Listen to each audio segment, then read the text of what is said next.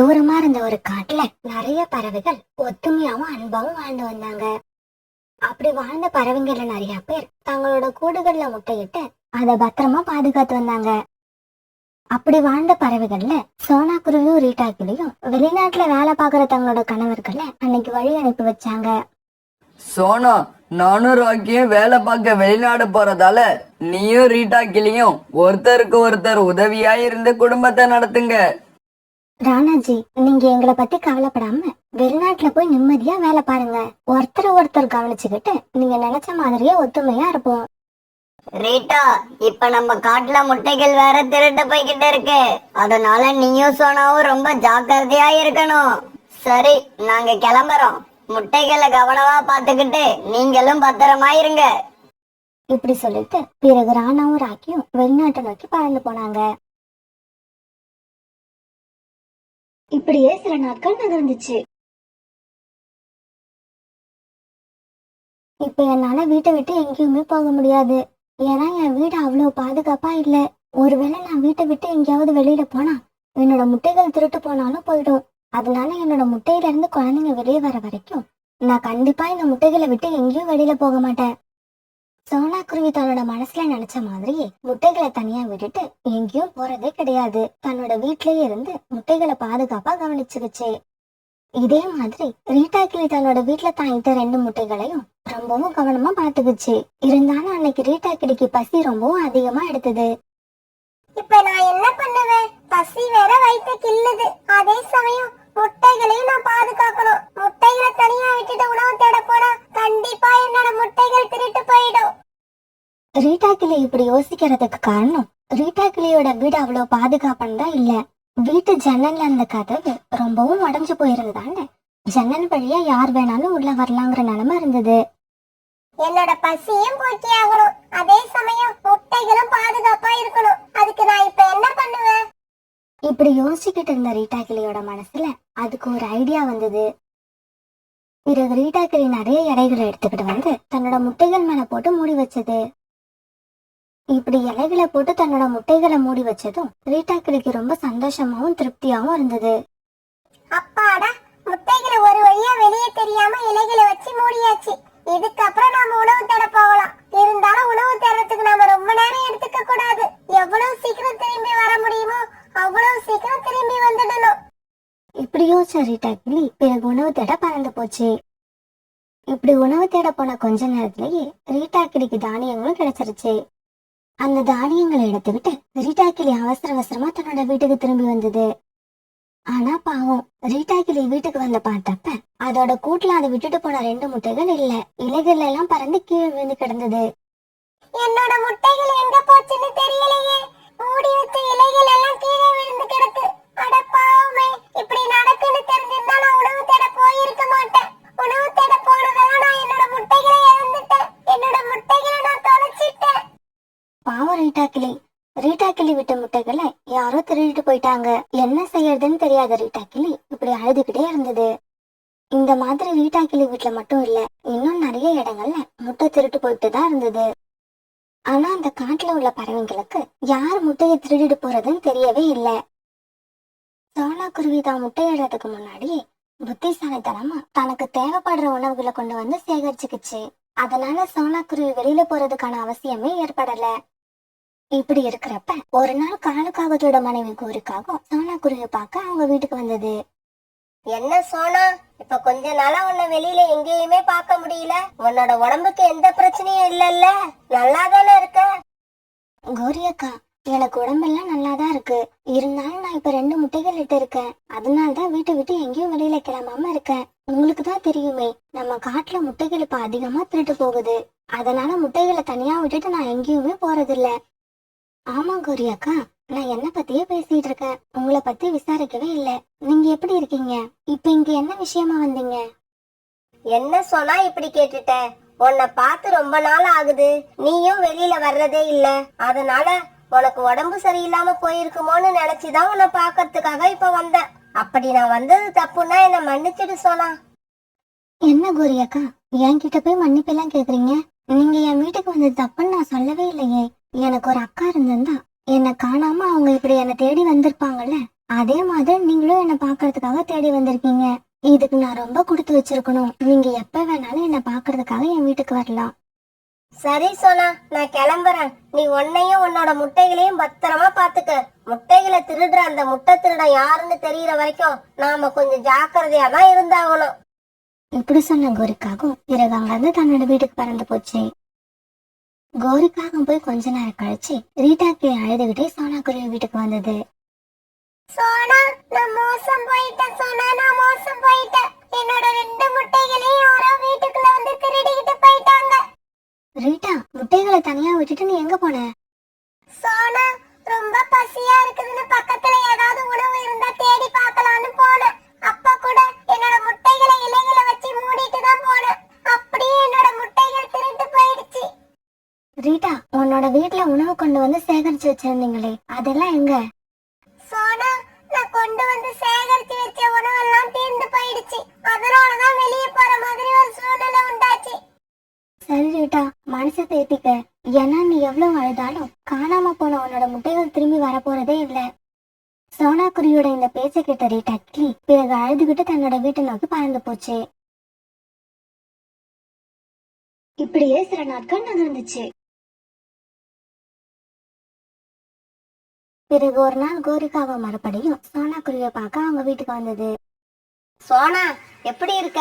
இன்னுமா உன்னோட முட்டைகள்ல இருந்து குழந்தைங்க வெளில வரல? இல்ல கோரியக்கா, என்னோட முட்டைகள்ல இருந்து குழந்தைங்க வெளிவரத்துக்கு இன்னும் கொஞ்சம் நாட்கள் ஆகும். அப்புறம் கோரியக்கா, நீங்க எப்படி இருக்கீங்க? நான் நல்லாதான் இருக்கேன் சோனா. இந்த பக்கம் ஒரு வேலையா வந்தேன். அப்போ உன்னோட ஞாபகம் வந்ததால உன்னையும் பார்த்துட்டு உன்னோட முட்டைகள்ல இருந்த குழந்தைகளையும் வெளியே வந்துருச்சான்னு தெரிஞ்சுக்கிட்டு போகலான்னு தான் இங்க வந்தேன். கோரியக்கா, என் மேல இவ்வளவு அன்பு வச்சிருக்கிறதுக்கு ரொம்பவும் நன்றி. என்னோட குழந்தைங்க வெளிவந்த உடனே நானே உங்க வீட்டுக்கு வந்து உங்ககிட்ட அந்த சந்தோஷமான செய்தியை சொல்லுவேன். சோனா குருவி இப்படி சொன்னதுக்கு அப்புறம் கோரிக்காவை சோனா குருவி வீட்டுல இருந்து தன்னோட வீட்டை நோக்கி பறந்து போச்சு. காலுஜி, நான் எப்ப சோனா குருவி வீட்டுக்கு போனாலும் சோனா குருவி வீட்டுல தான் இருக்கு. வெளியில எங்கேயும் போக மாட்டேங்குது. அதோட 2 முட்டைகளையும் பாக்குறப்ப என்னோட வாய் எப்படி தெரியுமா ஊறுது. இருந்தாலும் நான் ரொம்ப கண்ட்ரோல் பண்ணிக்கிட்டு திரும்பி வந்துடுறேன். அந்த முட்டைகளை நான் சாப்பிடறதுக்கு ஏதாவது ஐடியா சொல்லுங்க காலுஜி. இன்னும் நாம லேட் பண்ணிக்கிட்டே இருந்தோம்னா அந்த முட்டைகள்ல இருந்து குழந்தைங்களே வெளியில வந்துடும். என்ன கோரி, தினமும் உனக்காக எத்தனையோ முட்டைகளை திருடி கொண்டு வர்றானா? சோனா குருவியோட முட்டைகளை திருடி கொண்டு வர மாட்டானா? இங்க பார், நான் சொல்றபடி செய். உனக்கு அந்த சோனா குருவியோட முட்டைகளை இன்னைக்கே கொண்டு வரேன். இப்படி சொன்ன காலுக்காகவும் பிறகு கோரிக்காக காதுல போய் ஏதோ சொல்லுச்சு. இவ்வளவுதானா விஷயம்? காலுஜி, இதோ நான் இப்பவே கிளம்பிட்டேன் சோனா குருவி வீட்டுக்கு. இப்படி சொன்ன கோரிக்காகவும் பிறகு சோனா குருவி வீட்டுக்கு போய் அழ ஆரம்பிச்சது. கோரி அக்கா, என்னாச்சு? எதுக்காக அழுவுறீங்க? சோனா, காலுஜி இப்பெல்லாம் என்கிட்ட தினம் தினம் ஏதாவது சண்டை வளர்த்து என்னை போட்டு அடி அடின்னு அடிக்கிறாரு. என்னது? காலண்ணா அப்படியெல்லாம் நடந்துக்க மாட்டாரே, என்னாச்சு அவருக்கு? அடிச்சா கூட பரவாயில்ல சோனா, அப்படி அடிக்கிறப்ப எல்லாம் உன்னை அடிச்சா கேட்கறதுக்கு யாருமே கிடையாதுன்னு சொல்லி சொல்லி அடிக்கிறாரு. அதுதான் என்னோட மனசுக்கு ரொம்பவும் வருத்தமா இருக்கு. அவர் சொல்றதும் உண்மைதான். எனக்குன்னு இந்த உலகத்துல வேற யாருமே இல்ல. கோரி அக்கா, இப்படி எல்லாம் பேசாதீங்க. இந்த முட்டைகளை பாதுகாக்கிற ஒரே காரணத்துக்காக தான் இப்ப என்னால எங்கேயும் வெளியில வர முடியல. இல்லன்னா கண்டிப்பா நான் காலண்ணா கிட்ட வந்து உங்களுக்காக பேசுவேன். உன்னோட நிலைமை எனக்கு நல்லா தெரியும் சோனா. அதனாலதான் உன்னை நான் கூப்பிடவே இல்ல. விடு, என் தலையில என்ன எழுதியிருக்கோ அதுவே நடக்கட்டும். அடிய தாங்குற வரைக்கும் தாங்குவேன். தாங்க முடியலன்னா என்னோட உயிரை நானே போக்கிக்கிட்டு இந்த உலகத்தை விட்டு நிம்மதியா போயிடுவேன். கோரிக்காக இப்படி சொன்ன உடனே சோனா குருவியால அதை தாங்க முடியல. அதோட மனசுல கோரிக்காக மேல ரொம்பவும் இறக்கம் வந்துடுச்சு. கோரி அக்கா, அப்படியெல்லாம் முட்டாள்தனமா எந்த முடிவும் எடுக்காதீங்க. இருங்க, வீட்டை தாப்பால் போட்டுட்டு நான் உங்க கூட வரேன். உங்களை இந்த நிலைமையில பார்க்க எனக்கு மனசு ரொம்பவும் கஷ்டமா இருக்கு. இப்படி சொன்ன சோனா குருவி பிறகு தன்னுடைய வீட்டு வெளிப்பக்கமா தாப்பால் போட்டுட்டு காலுக்காகத்தை பாக்கிறதுக்காக கோரிக்காகத்தோட பறந்து போச்சு. இதையெல்லாம் ஒரு மரத்துக்கு பின்னால இருந்து மறைஞ்சு பாத்துக்கிட்டு இருந்த காலுக்காகவும் இப்ப ரொம்ப சந்தோஷமா சோனா குருவி வீட்டு வாசலுக்கு வந்தது. இப்படி வந்த காலுக்காகவும் கதவை திறந்துகிட்டு உள்ள போலான்னு நினைக்கிறப்ப ரீட்டா கிளி அங்க வந்துருச்சு. என்ன காலு, சோனா குருவி வீட்டு கதவு கிட்ட நீ என்ன பண்ற? ரீட்டா கிளி அந்த சமயத்துல வந்ததை பார்த்த காலுக்காகத்துக்கு எதுவுமே புரியல. இல்ல ரீட்டா, வீட்டுக்குள்ள இருந்து யாரோ என்ன கூப்பிட்ட மாதிரி சத்தம் கேட்டுச்சு. அதனாலதான் கதவை திறந்து வீட்டுக்குள்ள போலாம்னு பார்த்தேன். என்னது, வீட்டுக்குள்ள இருந்து யாரோ கூப்பிட்டாங்களா? இதோ ஒரு நிமிஷம் இரு, நான் சோனா குருவி கிட்ட கேட்டுட்டு சொல்றேன். இப்படி சொல்லிட்டு கதவை திறந்து ரீட்டா கிளி வீட்டுக்குள்ள யாருமே இல்லங்கறது தெரிஞ்சுக்கிச்சு. என்ன இது, வீட்டுக்குள்ள யாருமே இல்ல, சோனா குருவியோட முட்டைகள் மட்டும் தனியா இருக்கு. சோனா குருவி இந்த மாதிரி முட்டைகளை தனியா விட்டுட்டு எங்கேயும் போகாதே. இப்படி யோசிச்ச ரீட்டா கிளி பிறகு காலுக்காகத்தை பார்த்து இப்படி சொல்லுச்சு. காலு, வீட்டுக்குள்ள சோனா குருவி இல்ல, அதோட முட்டைகள் மட்டும் தான் இருக்கு. அதனால உன்னை இங்க இருந்து யாரும் கூப்பிட்டு இருக்க மாட்டாங்க. சோனா எங்கேயாவது வெளியே போயிருக்குன்னு நினைக்கிறேன். சரி சரி, நான் சோனா குருவி வந்த உடனே பார்த்துட்டே போறேன். ரீட்டா, நீ இப்ப இங்க இருந்து கிளம்பலாம். என்னது, நான் இங்க இருந்து கிளம்பலாமா? அப்படின்னா நீ இங்க இருக்க போறியா? இல்ல இல்ல, சோனா குருவி வர்ற வரைக்கும் அதோட முட்டைகளுக்கு பாதுகாப்பா இருக்கலாம்னு நினைச்சேன். சோனா குருவியோட முட்டைகளை நான் பாத்துக்கிறேன். அத பத்தி உனக்கு கவலை வேண்டாம். நீ இப்ப இங்க இருந்து தாராளமா கிளம்பலாம். என்னது, சோனா குருவியோட முட்டைகளை நீ பாதுகாக்க போறியா? உன்னோட முட்டைகளையே உன்னால பத்திரமா பாத்துக்க முடியல, இதுல சோனா குருவியோட முட்டையை நீ பாதுகாக்க போறியா? ஆமா, என்னோட முட்டைகள் திருட்டு போனது உனக்கு எப்படி தெரியும்? இந்த விஷயம் எனக்கும் சோனாவுக்கு மட்டும்தான் தெரியும். வேற யாருக்கும் நாங்க இத சொல்லவே இல்ல. ரீட்டா, அதெல்லாம் எனக்கு தெரியாது. என் மனைவி கோரி சொல்லிதான் உன்னோட முட்டைகள் திருட்டு போனதே எனக்கு தெரியும். சரி சரி, எனக்கு ரொம்ப வேலை இருக்கு, நான் கிளம்புறேன். இப்படி சொன்ன காலுக்காகவும் பிறகு அங்கிருந்து கிளம்பி பறந்து போயிடுச்சு. கோரியக்கா, காலண்ணனை பார்த்து சொல்லிட்டு உடனே கிளம்பலான்னு தான் நான் வந்தேன். ஆனா இவ்வளவு நேரம் நான் காத்திருந்தும் காலண்ணனை காணோம். அதனால நான் இப்பவே வீட்டுக்கு கிளம்புறேன். சோனா, இவ்வளவு நேரம் காத்திருந்த நீ இன்னும் கொஞ்ச நேரம் காத்துரு. காலேஜ் எப்படி இருந்தாலும் இன்னும் கொஞ்ச நேரத்துல வீட்டுக்கு திரும்பி வந்துருவாரு. இல்ல கோரியக்கா, என்னால முடியாது. இன்னொரு நாள் நான் வந்து காலண்ணாவை பாத்துக்கிறேன். என்னோட முட்டைகள் வேற இப்ப அங்க தனியா இருக்கு. இப்படி சொன்ன சோனா குருவி உடனே காலுக்காக வீட்டை விட்டு கிளம்பி தன்னோட வீட்டை நோக்கி பறந்து வந்தது. இப்படி வீட்டுக்கு வந்த சோனா குருவி கிட்ட ரீட்டா கிளி நடந்தது எல்லாத்தையும் சொல்லுச்சு. ரீட்டா, நீ சொல்றது சரிதான். ஏன்னா உன்னோட முட்டைகள் திருட்டு போன விஷயத்த நான் வேற யார்கிட்டயும் சொல்லவே இல்லை. அதுலயும் முக்கியமா கோரியக்கா கிட்ட நான் சொல்லவே இல்லை. அப்படியும் இந்த விஷயம் காலண்ணனுக்கு தெரிஞ்சிருக்குன்னா முட்டைகளை திருடுறது இவங்களா கூட இருக்கலாம். சோனா, நீ வீட்டை விட்டு எங்கேயும் போகாம இங்கேயே இரு. நான் இதோ இப்ப உடனே வந்துடுறேன். இப்படி சொல்லிட்டு பறந்து போன ரீட்டா கிளி கொஞ்ச நேரம் கழிச்சு 2 முட்டைகளை எடுத்துக்கிட்டு வேகமா திரும்பி வந்தது. ரீட்டா, இந்த முட்டைகள் ஏது? இது எந்த பறவையோட முட்டை? சோனா, இது முட்டைகள் மாதிரி இருக்கும். ஆனா இது உண்மையிலேயே முட்டைகள் கிடையாது. இந்த 2 முட்டையுமே மரத்தால செய்யப்பட்டது. வா, நாம சீக்கிரம் இந்த முட்டைகளை உன்னோட கூட்டுல வச்சுட்டு உண்மையான முட்டைகளை நாம எடுத்துக்கிட்டு போயிடுவோம். பிறகு என்ன நடக்குதுன்னு வேடிக்கை பார்ப்போம். பிறகு சோனா குருவியும் ரீட்டா கிளியும் அந்த மர முட்டைகளை கூட்டுல வச்சுட்டு உண்மையான முட்டைகளை எடுத்துக்கிட்டு வெளியில போய் மறைஞ்சிருந்து பார்க்க ஆரம்பிச்சாங்க. பிறகு கொஞ்ச நேரத்துல எல்லாம் காலுக்காக அந்த பக்கமா வந்தது. இப்படி வந்த காலுக்காக்கும் கதவு திறந்திருக்கத பார்த்ததும் சோனா குருவியோட வீட்டுக்குள்ள போச்சு. என்ன இது, வீட்டுக்குள்ள யாரையுமே காணோம். நம்ம கிட்ட முட்டைகளை பாதுகாக்க போறேன்னு வசனம் பேசின ரீட்டா கிளியும் இங்க இல்ல. எது எப்படியோ, நமக்கு இதுதான் அருமையான சந்தர்ப்பம். முட்டைய தூக்கிக்கிட்டு நாம சீக்கிரமா வீட்டுக்கு பறந்து போயிடுவோம். காலுக்காக இப்படி நினைச்சுக்கிட்டு இருக்கும் போது கோரிக்காகமும் அங்க வந்துருச்சு. காலேஜி, உங்களுக்கு சுத்தமா அறிவே இல்ல. நான் எவ்வளவு கஷ்டப்பட்டு சோனா குருவி இங்க இருந்து வெளியில அழைச்சிக்கிட்டு போனேன். நீங்க அந்த சமயத்துல என்ன பண்ணிக்கிட்டு இருந்தீங்க? கோரி, இந்த விஷயத்துல நீ என்ன திட்டவே கூடாது. ஏன்னா இந்த முட்டைகளை குடிக்கிறதுக்கு உனக்குள்ள ஆர்வத்தை விட இந்த முட்டைகளை திருடி கொண்டு வந்து உனக்கு கொடுக்கறதுல எனக்கு அதிகமா ஆர்வம் இருக்கு. பிறகு காலுக்காகவும் ரீட்டா கிளி வந்த விஷயத்தையெல்லாம் கோரிக்காகத்துக்கிட்ட எடுத்து சொல்லுச்சு. சரி காலேஜி, வாங்க. இப்ப யாரும் இல்ல. நாம 2 பேரும் ஆளுக்கு ஒரு முட்டையா வச்சுட்டு சீக்கிரமா இடத்த காலி பண்ணுவோம். கோரி, இப்ப நாம 2 பேரும் ஒரே சமயத்துல முட்டையை உடைச்சு குடிக்கிறோம். நான் 1 2 3 சொல்றேன். 3 சொல்லி முடிச்ச உடனே முட்டைய உடைக்கிறோம், குடிக்கிறோம். இப்படி சொன்ன காலுக்காகவும் பிறகு 1 2 3 சொல்ல ஆரம்பிச்சது. 1 2 3. காலுக்காக இப்படி 1 2 3 சொல்லி முடிச்ச உடனே 2 காகங்களும் உண்மையான முட்டைன்னு நினைச்சுக்கிட்டு அந்த மர முட்டைய வேகமா கொத்த 2 பேரோட அடங்களும் உடைஞ்சு போயிடுச்சு. காலேஜி, முட்டை என்ன இவ்வளவு ஸ்ட்ராங்கா இருக்கு? இத கொத்துனதால நம்ம 2 பேரோட அலகுகளும் உடைஞ்சே போயிடுச்சு. அலகுகள் உடைஞ்சு போன சோகத்துல 2 காகங்களும் அழுதுகிட்டு இருக்க இப்ப சோனா குருவியும் ரீட்டா கிளியும் வீட்டுக்குள்ள வந்தாங்க. ஏன் நம்பிக்கை துரோகிகளே, உங்களுக்கு இந்த தண்டனை சரியான தண்டனை தான். ஏன்னா இது வரைக்கும் மத்தவங்க முட்டைகளை திருடி தின்னு காலத்தை ஓட்டிக்கிட்டு இருந்த நீங்க 2 பேரும் இதுக்கப்புறம் யாரோட முட்டையும் உடைச்சு குடிக்க முடியாது. ரீட்டா, ஏன் இந்த காகங்கள் கிட்ட இவ்வளவு கோபம் பேசுற? அவங்க பாவம், அவங்க கிட்ட கொஞ்சம் கருணை காட்டு. காலன்னா கோரி அக்கா, நீங்க 2 பேரும் இந்த முட்டைகளை ரொம்பவும் அவசரமா கொத்தினதால தான் உங்க அலகுகள் உடைஞ்சு போச்சு. அதனால இப்ப என்ன பண்றீங்க, இந்த 2 முட்டையையும் உங்க வீட்டுக்கு கொண்டு போய் வச்சு பொறுமையா உடைச்சு குடிங்க. இப்படி சொல்லிட்டு பிறகு ரீட்டா கிளியும் சோனா குருவியும் சந்தோஷமா சிரிச்சாங்க. ஒரு பெரிய அடர்ந்த காட்டுல காலுக்காகவும் கோரிக்காகவும் ஒரு பெரிய வசதியான வீட்டுல வாழ்ந்து வந்தாங்க. அந்த காட்டுலயே அவங்கதான் பெரிய பணக்காரங்க. அந்த காட்டுல உள்ள நிறைய பறவைகள் காலுக்காகத்தோட வீட்லயும் காலுக்காகத்தோட வயல்லயும் வேலை பார்த்து அதுல வர வருமானத்தை வச்சு தன்னோட குடும்பத்தை நடத்திக்கிட்டு இருந்தாங்க. அப்படி காலுக்காகத்தோட வீட்டுல வேலை பார்க்குற ஒரு குடும்பம் தான் சோனா குருவியோட குடும்பம்.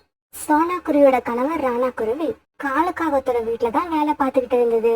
ராணா குருவிக்கும் சோனா குருவிக்கும் ஒரே ஒரு பெண் குழந்தை இருந்தது. அவ பேரு பியூட்டி. காலுக்காகவும் கோரிக்காகவும் இவங்க 2 பேர்கிட்டையும் ஒரு சில பணக்காரங்க கிட்ட இயல்பாவே இருக்கக்கூடிய கர்வமும் தலக்கணமும் அதிகமாவே இருந்துச்சு. காலுக்காகவும் கோரிக்காகவும் இவங்க 2 பேருமே ஏழை பறவைங்களை மதிக்கவே மாட்டாங்க. ரொம்பவும் கீழ்த்தனமா நடத்துவாங்க. இவங்க கிட்ட வேலை பார்க்குற பறவைங்களுக்கு அது மன வருத்தத்தை கொடுத்தாலும் பணம் சம்பாதிக்கிறதுக்கு வேற வழி இல்லாத சூழ்நிலையில காலுக்காகத்துக்கிட்டயே வேலை பார்த்துக்கிட்டு இருந்தாங்க. ஒரு நாள் தன்னோட வயல்ல பறவைகள் வேலை பார்க்கறத கண்காணிக்கிறதுக்காக காலுக்காகவும் கோரிக்காகவும் தங்களோட வயலுக்கு வந்தாங்க. இவங்க வந்த நேரத்துல வேலை செய்யற பறவைகள் எல்லாருமே தங்களுடைய மதியான சாப்பாடை சாப்பிட்டுக்கிட்டு இருந்தாங்க. இத பார்த்த காலுக்காகத்துக்கும் கோரிக்காகத்துக்கும் பயங்கர கோபம் வந்துருச்சு. பறவைகளே, இங்க பாருங்க, நீங்க எங்களோட வயல்ல வந்து உக்காந்து சாப்பிடறதுக்காக நான் சம்பளம் கொடுக்கல, வேலை பார்க்கறதுக்காக தான் சம்பளம் கொடுக்கறேன். ஐயோ, நாங்க எல்லாருமே காலையில இருந்து வேலை செஞ்சிருக்கோம். அதனால ரொம்பவும் களைப்பா இருக்கு, பசியும் எடுத்துருச்சு. இந்த சாப்பாட்டை சாப்பிட்டுட்டு உடனே வேலை செய்ய போயிடுவோம். ஜம்ஜம் அப்படி சொன்னதை கேட்ட கோரிக்காகத்துக்கு ரொம்பவும் கோபம் வந்துருச்சு. நாங்க 2 பேரும் வந்து சொல்றோம், அப்படியோ நாங்க சாப்பிட்டுட்டு தான் வேலை பார்ப்போம்னு எங்க கிட்ட தைரியமா சொல்ற அளவுக்கு உங்களுக்கு திமிர் வளர்ந்து போயிருக்கு. அது வேற ஒண்ணும் இல்ல கோரி, சம்பளத்தை நாம மாசம் மாசம் கரெக்டா கொடுக்கறோம்ல, அதனால வந்தது. ஒரு மாசம் சம்பளத்தை கொடுக்காம நிறுத்தி வச்சா இந்த ஏழைங்களுக்கு பணத்தோட அருமை அப்பதான் தெரியும். இப்படி கோபத்தோட பேசின காலுக்காக கொஞ்ச கால் தடுமாறி வயல்ல விழ பார்த்தது. அந்த சமயத்துல பக்கத்துல நின்றுட்டு இருந்த ராக்கி கிளி உடனே காலுக்காகத்தை தன்னோட ரெக்கையால தாவி பிடிச்சது.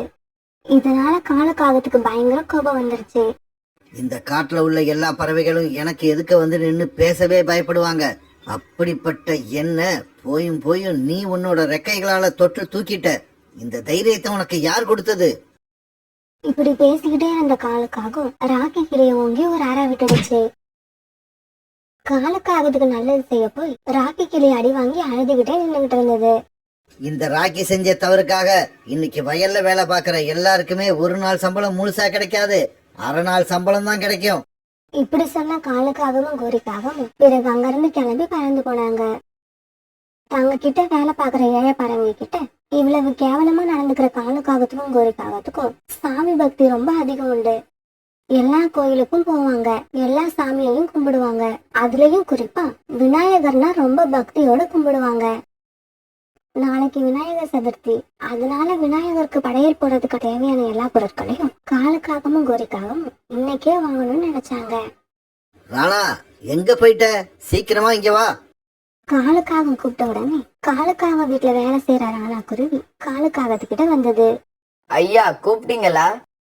ஆமா ஆமா, நாளைக்கு விநாயகர் சதுர்த்தி, அதனால அதுக்கு தேவையான ஜாமான்கள் எல்லாம் லிஸ்ட் போட்டு வச்சிருக்கேன். இதையெல்லாம் மார்க்கெட்டுக்கு போய் வாங்கிக்கிட்டு வந்துரு. இந்த பணத்தையும் வச்சுக்க. இப்படி சொன்ன காலுக்காகவும் ராணா குருவி கிட்ட 2000 ரூபாய் நோட்டை கொடுத்தது. இந்த சமயத்துல கோரி அவசரமா வந்தது. ராணா, அந்த லிஸ்ட்ல லட்டு எழுத மறந்துட்டேன், அப்படியே மறக்காம 3 கிலோ லட்டும் வாங்கிட்டு வந்துரு. கோரிக்காக சொன்னதை கேட்டுட்டு ராணா குருவி பிறகு அந்த பொருட்களை வாங்குறதுக்காக மார்க்கெட்டுக்கு பறந்து போச்சு. இப்படி மார்க்கெட்டுக்கு போன ராணா குருவி பாபாபுரா கடைக்கு போய் தேவையான மளிகை பொருட்களை வாங்குச்சு. ராணா குருவி பாபா புறாவோட கடையில நின்னாலும் தன்னோட வீட்டுல உடல்நிலை சரியில்லாம படுத்திருக்க அதோட மனைவி சோனா குருவி நினைச்சுக்கிட்டு இருந்தது. சோனா, நீ எந்த வேலையும் செய்ய வேண்டாம், அப்படியே படுத்துரு. நான் வேலைய முடிச்சிட்டு வந்து உன்னை டாக்டர் கிட்ட அழைச்சுக்கிட்டு போறேன். பியூட்டியோட அப்பா, அதெல்லாம் ஒண்ணும் வேண்டாம். உங்களால முடிஞ்சா எனக்கு ஒரு ஜுரம் மாத்திரை வாங்கிட்டு வந்து கொடுத்துட்டு போங்க. இந்த பொருட்களை எடுத்துக்கிட்டு காலுக்காக வீட்டுக்கு போறப்ப வழியில இருக்கிற மருந்து கடையில மாத்திரைய வாங்கி வீட்டுக்கு போய் கொடுத்துட்டு தான் போகணும். இப்படி யோசிச்ச ராணா குருவி பிறகு மல்லிகை பொருட்களை எடுத்துக்கிட்டு லட்டு வாங்கறதுக்காக ஸ்வீட் கடைக்கு போச்சு. இப்படி போன ராணா குருவி லட்டு வாங்கி எடுத்துக்கிட்டு பிறகு நேரா மெடிக்கல் ஷாப்பை நோக்கி பறந்து போச்சு. மெடிக்கல் ஷாப்புக்கு போய் ஜுர மாத்திரையை வாங்கின ராணா குருவி பிறகு வேகமா பறந்து தன்னோட வீட்டுக்கு போச்சு. வீட்டுக்கு போன ராணா குருவி ஜுர மாத்திரையை எடுத்து தன்னோட மனைவி சோனா குருவியை சாப்பிட வச்சது. என்னங்க, முதலாளி வீட்டுக்கு கொண்டு போற ஜாமானெல்லாம் எடுத்துக்கிட்டு நம்ம வீட்டுக்கு வந்திருக்கீங்க. இந்த விஷயம் தெரிஞ்சாலே அவங்க ரொம்ப கோவப்படுவாங்க. அதெல்லாம் நான் பாத்துக்கிறேன் சோனா. நீ எதையும் நினைக்காம கண்ணை முடிக்கிட்டு படுத்து தூங்கு. நான் சாயங்காலம் திரும்பி வர்றப்ப இந்த ஜுரம் உன்னை விட்டு போய் நீ பழையபடி கலகலன்னு இருக்கணும். ஆமா, நம்ம பொண்ணு பியூட்டி எங்க? இங்கதானே இருந்தா, அதுக்குள்ள எங்க போயிட்டா? சோனா குருவி இப்படி சொன்னதை கேட்ட ராணா குருவி சுத்தியும் முத்தியும் பார்க்க பியூட்டி காலுக்காக வீட்டுக்கு எடுத்துட்டு போறதுக்காக ராணா குருவி வாங்கி வச்சிருந்த லட்டை எடுத்து சாப்பிட்டுக்கிட்டு இருந்ததை பாத்துருச்சு. பியூட்டி, நீ என்ன செஞ்சுகிட்டு இருக்க? அது முதலாளி வீட்டுக்கு வாங்கிக்கிட்டு போற லட்டு, அது சாப்பிடாத. பியூட்டிக்கு தன்னோட அப்பா ராணா இவ்ளோ கோபமா கத்துனத பார்த்த உடனே ரொம்பவும் பயம் வந்துருச்சு. ஏன்னா ராணா குருவி இது வரைக்கும் பியூட்டி கிட்ட இந்த மாதிரி கோபமா பேசுனதே கிடையாது. இதனால பியூட்டி உடனே கண்ணீர் விட்டு அழ ஆரம்பிச்சது. என்னங்க, அவ குழந்தை தானே, தெரியாம எடுத்து சாப்பிட்டுட்டா, அதுக்கே இப்படி அவளை திட்டுறீங்க? பியூட்டி அழாத, இங்க வா அம்மா கிட்ட. சோனா குருவி இப்படி கூப்பிட்ட உடனே பியூட்டி உடனே பாஞ்சு போய் அம்மாவோட பக்கத்துல படுத்துக்குச்சு. என்ன சோனா, நீ காலுக்காகம் குடும்பத்தை பத்தி நல்லா தெரிஞ்சோ இப்படி பேசுற? இந்த விஷயம் காகங்களுக்கு தெரிஞ்சா என்ன பண்ணுவாங்களோ? எனக்கு ரொம்ப பயமா இருக்கு. இங்க பாருங்க, குழந்தை ஏதோ தெரியாதனமா எடுத்து சாப்பிட்டுட்டா. மறுபடியும் வேற லட்டு வாங்கி அதுல வைக்கிறதுக்கும் நம்ம கிட்ட பணம் கிடையாது. அதனால இந்த ஸ்வீட்டை நீங்க இப்படியே எடுத்துட்டு போங்க. கடவுள் நம்மள ஒரு நாளும் கைவிட மாட்டாரு. பிறகு எல்லா பொருட்களையும் எடுத்துக்கிட்டு ராணா குருவி காலுக்காக வீட்டை நோக்கி பறந்து போச்சு. ராணா, எல்லா பொருட்களையும் கொண்டு போய் பக்கத்து ரூம்ல வச்சுட்டு நீ வீட்டுக்கு போகலாம். அப்புறம் இன்னொரு விஷயம், நாளைக்கு விநாயகர் சதுர்த்தி, அதனால காலையில கொஞ்சம் சீக்கிரமா வந்துரு, ஏதாவது வேலை இருக்கும். பிறகு ராணா குருவி காலுக்காக சொன்ன மாதிரி பக்கத்து ரூம்ல கொண்டு போய் எல்லா பொருட்களையும் வச்சுட்டு வீட்டுக்கு கிளம்பி பறந்து போச்சு. ராணா குருவி இப்படி வீட்டுக்கு போறப்ப சோனா குருவி ஜுரம் விட்டு எப்போதும் போல தான் குழந்தை பியூட்டி கூட விளையாண்டுகிட்டு இருந்தது. இத பார்த்ததுக்கு அப்புறம் தான் ராணா குருவிக்கு மனசு நிம்மதியாச்சு. பிறகு ராணா குருவிய பார்த்த சோனா குருவி இப்படி கேட்டுச்சு. என்னங்க, நீங்க வாங்கிட்டு வந்த லட்டுல ஒரு லட்டை எடுத்து நம்ம பொண்ணு சாப்பிட்டத பத்தி ஏதாவது கேட்டாங்களா? இல்ல சோனா, இன்னும் யாருக்கும் அது தெரியாது. நாளைக்கு காலையில பூஜை போட எடுத்து வைக்கிறப்பதான் அத பாப்பாங்கன்னு நினைக்கிறேன். பிறகு இப்படி கொஞ்ச நேரம் பேசிக்கிட்டே இருந்த எல்லாரும் இரவு உணவு சாப்பிட்டு முடிச்சுட்டு அப்படியே படுத்து தூங்கினாங்க. மறுநாள் பொழுது விடிஞ்சிச்சு. காலுக்காக சொன்ன மாதிரியே ராணா குருவி சீக்கிரமா கிளம்பி அவங்க வீட்டுக்கு பறந்து போச்சு. ராணா குருவி காலுக்காக வீட்டுக்கு போனாக்க அவங்க பூஜை ரூம்ல பூஜை போடுறதுக்காக தேவையான எல்லா பொருட்களையும் எடுத்து வச்சுக்கிட்டு இருந்தாங்க. அப்பதான் கோரிக்காவா அந்த ஸ்வீட் பாக்ஸ திறந்து பார்த்தது. ராணா, என்ன இது? ஒரு ஸ்வீட் பாக்ஸ்ல ஒரு லட்டு குறைச்சலா இருக்கு. கடைக்காரர் உன்னை ஏமாத்திட்டாரா?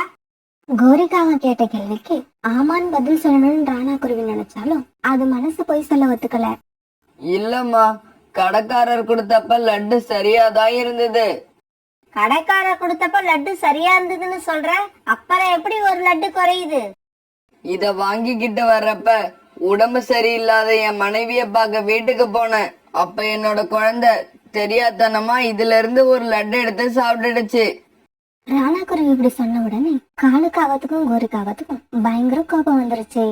ராணா, கஞ்சிக்கே வழி இல்லாத உன்னோட பொண்ணு சாப்பிடறதுக்கு பூஜையில வைக்க போற லட்டு கேக்குதா? உன் பொண்ணுதான் அறிவு இல்லாம அதை எடுத்து சாப்பிட்டான்னா, என் பொண்ணுதான் அதை சாப்பிட்டான்னு என்கிட்டயே தைரியமா வேற சொல்ற. சாப்பிட்டு அந்த நாக்கை இழுத்து வச்சு அப்பவே அறுத்து இருக்க வேண்டாம்? இங்க பாரு ராணா, உன்ன மாதிரி பறவைகளை எல்லாம் சோத்துக்கு அலைய விட்டாதான் புத்தி வரும். இதுக்கப்புறம் உனக்கு என்னோட வீட்டுல வேலை கிடையாது, போ வெளியில. வேலை கிடையாதுன்னு காலுக்காக சொன்ன உடனே ராணா குருவிக்கு என்ன செய்யறதுன்னே தெரியல. கண்ணீர் விட்டு அழ ஆரம்பிச்சது. முதலாளி, தயவு செய்து அப்படி சொல்லாதீங்க.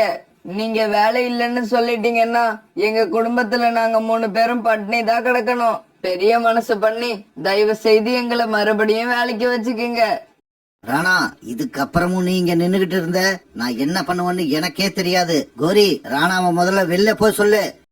காலுக்காக மறுபடியும் இப்படி கோவமா கத்தன உடனே ராணா காலுக்காக வீட்டை விட்டு வெளியே வந்து தன்னோட வீட்டுக்கு அழுதுகிட்டே பறந்து போச்சு. ராணா குருவி இப்படி போய் கொஞ்ச நேரத்துக்கெல்லாம் காலுக்காக வீட்டுல விநாயகருக்கு ரொம்ப தடபுடலா பூஜை போட ஆரம்பிச்சாங்க. இப்படி விநாயகர் சதுர்த்திக்கு பூஜை போட்ட காலுக்காகவும் குறிக்காகவும் கண்ணை மூடி சாமி கும்பிட்டாங்க. இப்படி கொஞ்ச நேரம் கண்ணை மூடி சாமி கும்பிட்ட இவங்க பிறகு கண்ணை திறந்து பார்த்தப்ப பூஜைக்கு இவங்க வச்சிருந்த எல்லா பொருட்களும் கருகி போயிருந்துச்சு. இத பார்த்த காலுக்காகவும் குறிக்காகவும் ரொம்பவும் அதிர்ச்சி ஆனாங்க. காலுஜி, என்ன இது? நம்ம பூஜைக்கு வச்சிருந்த எல்லா பொருட்களும் இப்படி கருகி போயிருக்கு. கோரி, அந்த ராணாவோட பொண்ணு பியூட்டி தின்ன ஸ்வீட்டை நாம படையலுக்கு வச்சிருந்தது விநாயகருக்கு பிடிக்கல போல இருக்கு. அதனாலதான் எல்லா பொருட்களையும் இப்படி கருக வச்சிட்டாரு. ஏழை பறவைகள்னா நம்மள மாதிரியே பிள்ளையாருக்கும் பிடிக்காது போல இருக்கு. அப்படி அங்க விஷயம். அப்படின்னா நாம செஞ்ச தப்புக்கு மன்னிப்பு கேட்டு மறுபடியும் விநாயகரை கும்பிடுவோம் வாங்க. இப்படி பேசிக்கிட்ட இவங்க மறுபடியும் கண்ணை மூடி அவங்க செஞ்ச தவறுக்காக விநாயகர் கிட்ட மன்னிப்பு கேட்க ஆரம்பிச்சாங்க. இவங்க இப்படி கண்ணை மூடி விநாயகர் கும்பிட்டுக்கிட்டு இருக்கப்ப விநாயகர் போட்டோ கிட்ட இருந்து ஒரு குரல் இப்படி பேச ஆரம்பிச்சது. ஏய் முட்டாள் காகங்களே, நீங்க இப்ப பூஜையில வச்சிருக்க எந்த பொருளுமே நான் சாப்பிட தகுதியே இல்லாதது. நான் சாப்பிட தகுதியாகி இருந்தது ஒரே ஒரு லட்டு தான். அந்த லட்டை நான் காலையிலேயே சாப்பிட்டுட்டேன். இப்ப நீங்க பூஜையில வச்ச எல்லா பொருளுமே உங்களோட பண திமிரையும் ஆணவத்தையும் தான் காட்டுது. அதனாலதான் அது எல்லாத்தையுமே நான் கருக வச்சேன். உனக்குன்னு இல்ல, பணத்திமரோட யாரு பூஜை போட்டாலும் அதை நான் ஏத்துக்கிறதே கிடையாது. உன்னை சுத்தி உள்ள ஏழைகளுக்கு நீ செய்யற உதவிதான் எனக்கு சந்தோஷத்தை கொடுக்கிற பூஜை. கஷ்டப்படுறவங்களுக்கு உதவி செய்யணுங்கிற எண்ணமே இல்லாதவங்க வீட்டுல இனிமே நான் இருக்க மாட்டேன். என்னைக்கு உனக்கு ஏழைகளுக்கு உதவி செய்யணுங்கிற எண்ணம் வருதோ அப்பதான் நான் உன்னை பக்தனா ஏத்துப்பேன். அந்த குரல் இப்படி பேசி முடிச்சதும் கண்ணை திறந்து பார்த்த காலுக்காகவும் கோரிக்காகவும் ரொம்பவும் பயந்து போயிருந்தாங்க. காலுஜி, எனக்கு ஒரு குரல் கேட்டுச்சு. அந்த குரல் உங்களுக்கும் கேட்டுச்சா? கேட்டுச்சுடி, கேட்டுச்சு. அந்த குரல் சொன்னது எல்லாத்தையும் நானும் கேட்டேன். அப்படியா? அப்படின்னா அந்த குரல் யாரோடதுங்க? எனக்கு ஒண்ணுமே புரியல. கோரி, இன்னுமா உனக்கு புரியல? இதோ இருக்கார விநாயகர், அவரோட குரல் தான் அது. நம்மள அவரோட பக்தனாவே ஏத்துக்க மாட்டேன்னு வேற சொல்லிட்டாரு. அத நினைச்சாதான் எனக்கு ரொம்ப கவலையா இருக்கு. என்னங்க, நாம இப்ப என்ன பண்றது? பிள்ளையாரோட கோபத்தை எப்படி தணிக்கிறது? என்ன பண்றதா?